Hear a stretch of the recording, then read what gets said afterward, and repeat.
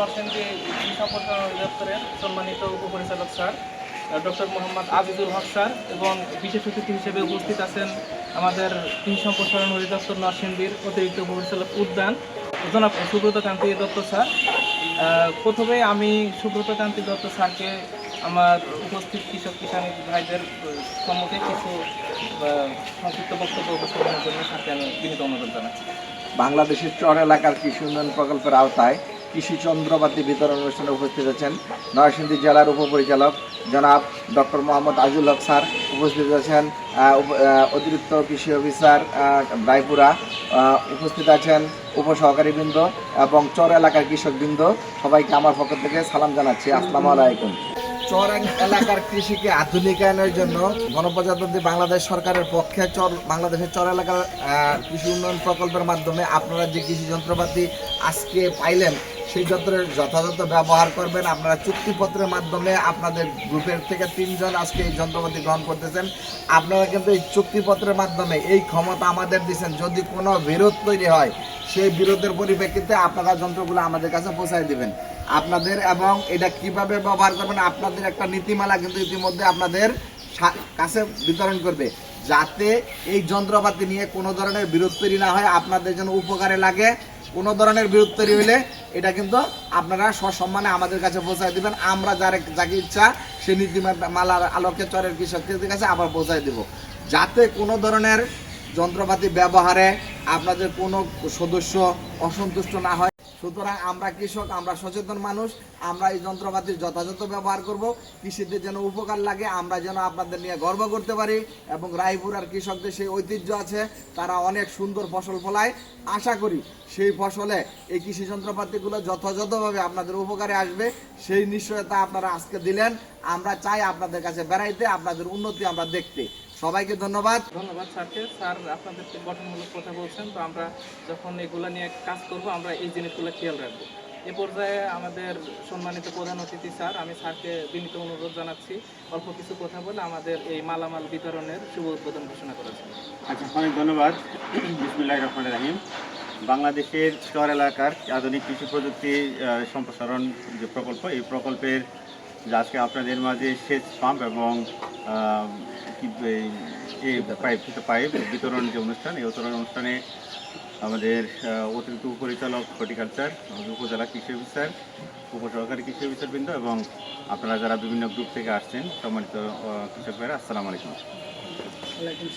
আমরা এখানে 3টে ইউনিয়নের 9টা গ্রুপ আছে, তাই না? 9টা গ্রুপ। এটা কোন কোন ইউনিয়নে আছেন? বারগারি আছেন, আর একটা কোন ইউনিয়ন? চাঁদপুর। আচ্ছা আচ্ছা, তাহলে আমরা কিন্তু কয়েকদিন আগে যে বাঁশগাড়িতে গেছিলাম, আমরা কথা বলছি, তাই না? আপনারা ছিলেন কিনা আমি জানি না, ওই গ্রুপের মধ্যে ছিলেন কিনা। ওই দিন পিডি সাহেব আসছিল, আসার পরে আপনাদের কিছু বলছেন যে আমরা কিছু যন্ত্রপাতি আপনাদের দিব, আপনারা সবাই হাততালি দিচ্ছিলেন, তাই না? ওটা আজকে এই কাজটা বাস্তবায়ন হচ্ছে। এখন আমরা যে উদ্দেশ্যটা নিয়ে নিয়েছি আপনারা বুঝতে পারছেন এটা কেন। কারণ চর এলাকাতে আমরা যদি কৃষিটাকে আরো উন্নত করতে চাই, তাহলে এখানে সেচের বিকল্প নাই। সেচ ছাড়া আপনি কৃষিকে চিন্তা করতে পারবেন। তাহলে এটাকে আমরা কৃষি ব্যবহার করতেছি, অনেকেই কিন্তু আমরা এই ধরনের সেচ দেই, কিন্তু তারপর অনেকের কেনা সামর্থ্য থাকে না বা এরকম কিছু সমস্যা থাকে। তো এই জন্য আপনাকে হেল্প করার জন্য আমরা কিন্তু এই গ্রুপের মাধ্যমে এই যন্ত্রগুলো দেওয়া হচ্ছে।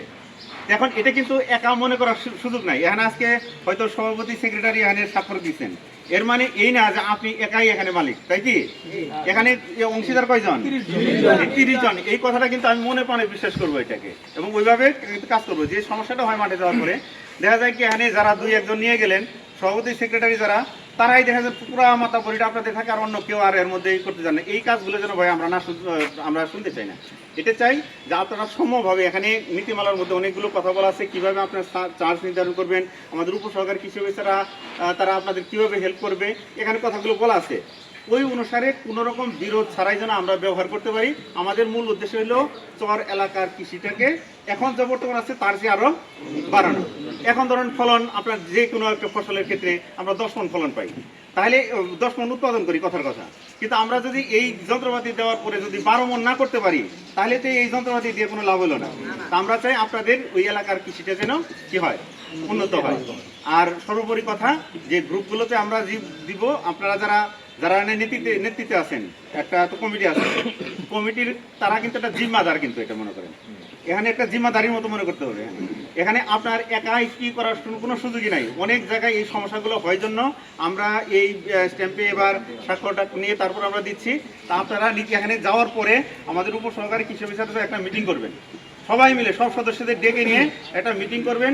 করার পরে এই যন্ত্রগুলো কার কাছে কার তত্ত্বাবধান কিভাবে থাকবে এটা সমস্ত এটা করবেন, এটা একটা ঠিকঠাক করবেন। তারপরে এখান থেকে ধরেন আপনার ব্যবহার করলেন, করার পরে যাই কিছু টাকা ইনকাম হবে, ইনকাম হবে আপনারা নিজেরা ব্যবহার করবেন। এর বাইরে যদি কিছু আপনার গ্রুপের বাইরে যারা দিবেন এটা থেকে কিছু ইনকাম হবে। এই ইনকামটা সভাপতির পকেটে যাবে, তাহলে কোথায় যাবে? একটা অ্যাকাউন্ট খুলবেন, ওই অ্যাকাউন্টে এটা থাকবে। ওই অ্যাকাউন্টে যতটুকু টাকা যেটা থাকবে এটার মালিক ওই 30 জনই, তাই না? তাহলে আমাদের ফার্স্ট হলো আজকে নিয়ে যাওয়ার পরে আপনারা একটা মিটিং করে পরবর্তী কার্যক্রমগুলো ইচ্ছা করবেন কোন জায়গায় আমরা রাখবো, সেটা অবশ্যই উপসহকারী কৃষি অফিসারের উপস্থিতিতে। তা আপনাদের অনেক ধন্যবাদ। আশা করি ইনশাল্লাহ আজকে যে যন্ত্রপাতিগুলো আপনার দেওয়া হচ্ছে এগুলোর মাধ্যমে যেন আমাদের কৃষির চর এলাকার কৃষির উন্নয়ন হয়। আপনাদের ধন্যবাদ। আসসালামু আলাইকুম। ধন্যবাদ স্যারকে